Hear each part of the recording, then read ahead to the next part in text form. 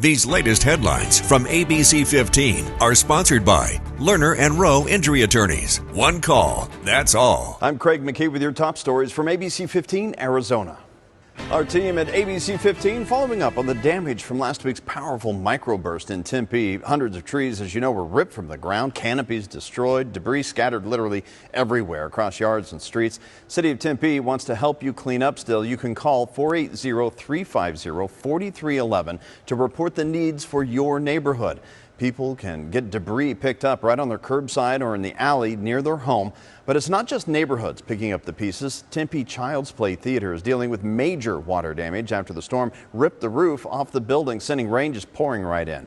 Theater also lost a $25,000 grant earlier this year, making it really recovery even more challenging now. If you'd like to help out, we have a link to donate over at abc15.com.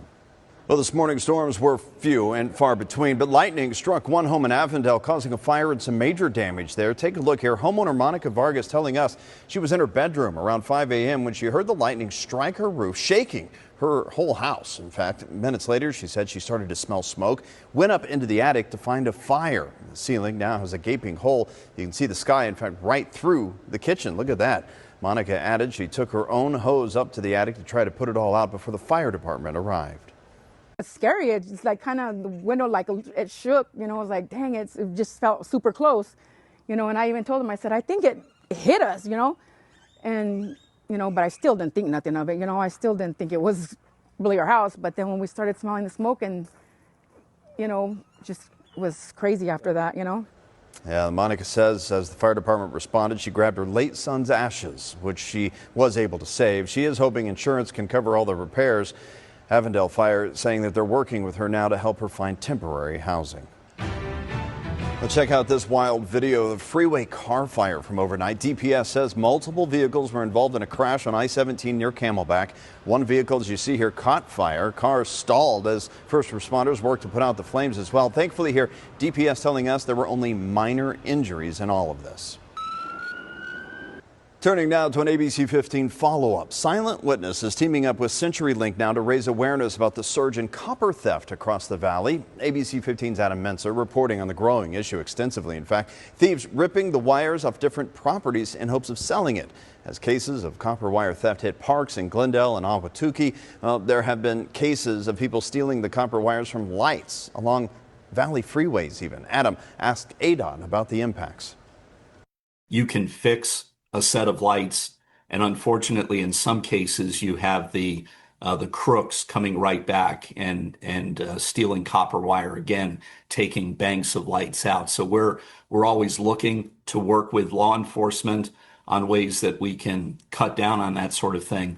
Silent Witness is encouraging anyone to report if they see something by calling 480-WITNESS. Tips that lead to an arrest will be eligible for a $1,000 reward.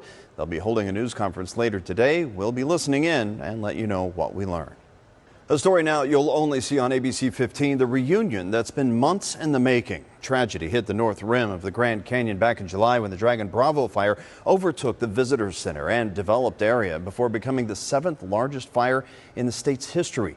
Workers' lives changed in a matter of minutes, in fact. But on Friday, they got a glimpse of home again when they gathered at a small town bar near the Utah border. The event organized to celebrate the close-knit North Rim community and honor what the fire took away. So I came from Orlando, Florida, so pretty much from the other side of the country, but it was definitely worth it. I've been asked to go do a whole bunch of things this weekend, and I was like, no, I got somewhere I have to be, and it was right here. The North Rim is beginning its cleanup process. We're still waiting for updates on the visitor center, the lodge, and other developed areas when they will actually be rebuilt. Tracking your forecast, I'm Chief Meteorologist Amber Sullen. Some early morning rain in the valley. A storm system moving through Arizona, bringing showers and thunderstorms today. It will clear out to the northeast, but we still have a lingering chance of a few more showers in the forecast across northern Arizona tomorrow. Maybe some thunderstorms, too, up near the Kaibab Plateau, Page, and near the Flagstaff area as well. Then we dry things out tomorrow afternoon and evening and stay dry as we head into the weekend. Cooler air, though, moving in with this latest storm system, and temperatures are dropping rain. For Phoenix, it'll be low 80s tomorrow afternoon here, peaking around 83 degrees at 4 p.m., which is putting us 4 degrees below average for this time of the year. Overnight lows in the 60s tonight and for the next several nights, and daytime highs warming up a bit as we head into the weekend. By Saturday and Sunday, we'll be up near 88 degrees and staying in the upper 80s to low 90s for at least the first half of next week.